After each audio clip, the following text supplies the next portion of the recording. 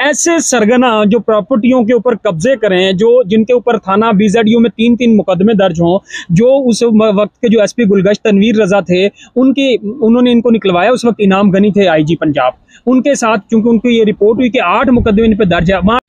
अस्सलाम वालेकुम जी, वसीम मलिक हाजिर खिदमत है। अदनान याकूब यूट्यूब और फेसबुक चैनल पर आज आपका मेहमान होस्ट हूँ और मेरे साथ अदनान याकूब मौजूद हैं। आजकल जैसे हवा चल पड़ी है कि पाकिस्तान तहरीक इंसाफ के लिए जो एक खिज़ां का और पतझड़ का जो एक मौसम है, मौसम यहाँ वफाकी दारुल इस्लामाबाद में भी खैर आज ज़बरदस्त हवा चली हुई है, तो PTI के लिए कोई हवा दुरुस्त नहीं है। रोज़ यहाँ नेशनल प्रेस क्लब में जहाँ मौजूद हैं प्रेस कॉन्फ्रेंसेस हो रही हैं, मुल्क भर के प्रेस कॉन्फ्रेंस जो प्रेस क्लब हैं वहाँ पर प्रेस कॉन्फ्रेंसेस हो रही हैं। तो कल एक प्रेस कॉन्फ्रेंस हुई है मुल्तान से, राव यासिर साहब हैं, कोई पाकिस्तान तहरीक इंसाफ से शायद उनका कोई ताल्लुक था और उन्होंने पाकिस्तान तहरीक इंसाफ हकीकी के नाम से एक पार्टी का क़याम अमल में लाया है और मुल्क के तमाम मीडिया चैनल्स ने उन्हें बड़ी कवरेज दी है ज़बरदस्त तरीके से। आज वो इस्लामाबाद पहुँचे हैं और उन्होंने अब बाकायदा पार्टी की रजिस्ट्रेशन के लिए इलेक्शन कमीशन ऑफ पाकिस्तान से भी रजू कर लिया है। अदनान के पास कुछ एक्सक्लूसिव जो खबरें हैं, राव यासिर कौन है, क्या करते हैं, इस हवाले से आज इनसे बात कर लेते हैं। अच्छा अदनान, राव यासिर, मुल्तान में भी आपने बड़े अरसा सहाफ़त की, कोई 6 से 7 साल आपने मुल्तान की सहाफ़त में गुजारे, आप इन्हें करीबी जानते हैं, क्या मामला क्या है, ये कौन है जो ऐसे ही सामने आए हैं और पाकिस्तान तहरीक इंसाफ हकीकी की बुनियाद रख डाली है? वसीम, ये ऐसे सामने नहीं है। आजकल ना कोई गांव में कोई रेडी वाला भी PTI छोड़ दे, उसके एंटी प्रेस कॉन्फ्रेंस कर दे तो उसको इतना रोज मिल जाता है। ये राव यासिर, मैं कल से बड़ा मुस्कुरा रहा हूँ और बड़ा अजीब सी मेरी फीलिंग्स हैं कि कल उसने प्रेस कॉन्फ्रेंस की और आज वो इलेक्शन कमीशन अपनी पार्टी रजिस्टर कराने आ गया। और वो बैकग्राउंड मैं लोगों को बताना चाहता हूँ कि उसने तहरीक इंसाफ हकीकी का नाम देके एक गंद डालने की कोशिश की है। ऑडियंस के लिए ना आसान कर देते हैं। राव यासिर कौन है?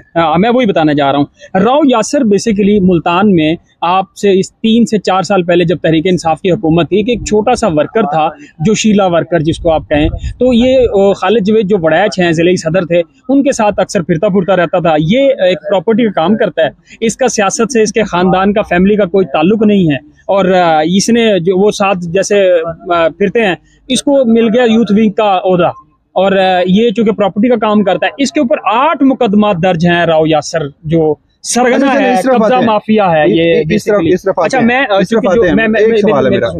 जो मैं बता रहा हूँ ये हमारी स्क्रीन पे भी साथ साथ चल रहा है, जो उस वक्त के उसके FIR डॉक्यूमेंट्स आप रखेंगे। मैं एक और सवाल है, राव यासिर पाकिस्तान तहरीक इंसाफ हकीकी, यानी एक तरफ पाकिस्तान तहरीक इंसाफ इमरान खान की है, दूसरी हकीकी, क्या इन्होंने अपनी जिंदगी में अभी तक कोई इलेक्शन कॉन्टेस्ट किया? आज तक कोई इलेक्शन नहीं लड़ा, ये काउंसलर का इलेक्शन भी नहीं लड़े, इनकी फैमिली में से कोई भी नहीं लड़ा। और जो अहम बात है वसीम, मैं व्यूअर्स को ये हम बेसिकली राव यासिर का बताना चाह रहे हैं।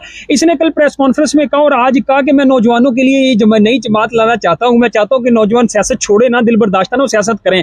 ऐसे सरगना जो प्रॉपर्टियों के ऊपर कब्जे करें, जो जिनके ऊपर थाना BZU में 3-3 मुकदमे दर्ज हों, जो उस वक्त के जो SP गुलगश्त तनवीर रजा थे उन्होंने इनको निकलवाया, उस वक्त इनाम गनी थे IG पंजाब, उनके साथ चूंकि उनको ये रिपोर्ट हुई कि 8 मुकदमे इन पे दर्ज है। वहाँ डिप्टी कमिश्नर आमिर करीम खान थे जो आजकल कमिश्नर मुल्तान है, ये उनके साथ नया वो बन रहा था, जो मुल्तान का जो सूबा बनने के लिए जो सेक्रेटरीट बन रहा था, उसकी बिल्डिंग तामीर हो रही थी, उनके साथ विजिट करने के लिए चला गया।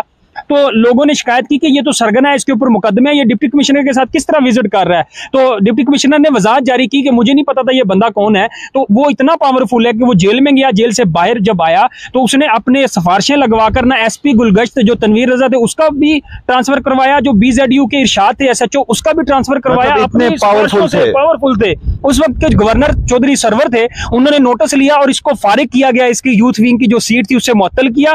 खालिद जवेद ने जो वड़ैच हैं उन्होंने इसकी ना सिर्फ जो पार्टी पोजीशन थी एक छोटी सी यूथ विंग की उसको मुअत्तल किया। उन्होंने कहा कि ये जब तक इन चीजों से क्लियर बाहर नहीं आता, इसके ऊपर इसी तरह इसको पार्टी से बाहर निकाल दिया। ठीक है, पार्टी में तो ये क्या था, एक छोटा सा वर्कर था यूथ विंग का। तो उसके बाद ये पिछले 2021 की मैं आपको बता रहा हूँ, आज ये जब उसको पता चला है कि ये 2-3 नौजवानों को लेकर तहरीक इंसाफ हकीकी, उसको इंडिपेंडेंट उर्दू, जियो, BBC और दुनिया रिपोर्ट कर रही है कि नए कोई नौजवान ने बना लिया। मैं बेसिकली मुझे एक हैरत हो रही थी कि ऐसा शख्स जो खुद प्रॉपर्टी के ऊपर कब्जा माफिया का सरगना और वो नौजवानों को कहे कि मैं आपको नई राह दिखाना चाहता हूं। नौजवान इतने फारिग नहीं है, पाकिस्तान के बड़े बाशूर लोग हैं, पाकिस्तान की कौम बड़ी बाशूर है, वो ऐसे सरगनों से बेसिकली वो अवेयर होना चाहती है। मैं बेसिकली चूंकि आजकल डिस्कशन में था, तो ये बंदा आज पार्टी रजिस्टर करा रहा है, तो ये चीजें मैं सारी, हम ये डॉक्यूमेंट्स भी बेसिकली साथ चल रहे होंगे। बाकी थोड़ा सा हम बात कर लेते हैं आज की थोड़ी जो सूरत हाल है इस वक्त। वन बाय वन तो नहीं करते, जो पतझड़ का मौसम है, आपने कहा खिजा का मौसम। चले, आपने यहाँ पर ना प्रॉपर्टी डीलर का जिक्र किया कि वो प्रॉपर्टी डीलर है। खैर, इस वक्त जो वतन अजीज है वो भी प्रॉपर्टी डीलरों के हाथों में है। पाकिस्तान तहरीक इंसाफ के खिलाफ पतझड़ की हवा भी चल गई है। और जिस तरह आपने राव यासिर का कहा, मेरा एक पर्टिकुलर क्वेश्चन है राव यासिर के हवाले से। आउट ऑफ नोवेयर एक नौजवान उठता है और आपने उसकी तमाम पॉलिटिकल हिस्ट्री भी बता दी कि वो किस पानी में है, और फिर पूरे मुल्क का मीडिया, मेन स्ट्रीम मीडिया, तमाम चैनल्स उसे शुरू करता है और इख्तिताम तक उसे दिखाते हैं। तो मुल्तान की सियासत हो, जनूबी पंजाब की सियासत हो, आपने बड़ा बखूबी कवर भी किया, ग्राउंड से रिपोर्ट भी किया है। क्या कोई चेयरमैन भी बन सकता है? क्या कोई वो MPA बन सकता है, MNA बन सकता है? मुस्तकबिल क्या देख रहे हैं? मुस्तकबिल ऐसे नौजवानों का कोई नहीं होता। ये जो शीले नौजवान होते हैं वक्त का फ़ायदा उठाते हैं। हर बंदा आजकल यूथ में इतनी एम्पावरमेंट है, यूथ बाशऊर है। ऐसे नौजवानों के साथ आज वो जब इलेक्शन कमीशन आया था तो कितने लोग थे उसके साथ? 3-4 लोग बस, जो इधर उधर के दोस्त इकट्ठे करके जहाँ मर्जी ले जाओ। बाकी वो काउंसलर का इलेक्शन भी नहीं जीत सकता मुल्तान से।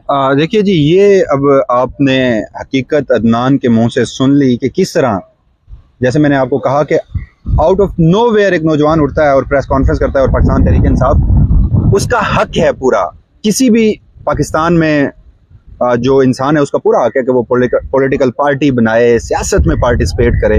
मगर अलार्मिंग और हैरान कुन चीज़ें ये है कि मैं आपको एक बड़ी ज़बरदस्त बात बताता हूँ। कल जैसे ये डिस्कशन आगाज़ हुई इनकी, तो इनका एक जो फेसबुक पेज है वो बड़ा वायरल हो रहा था।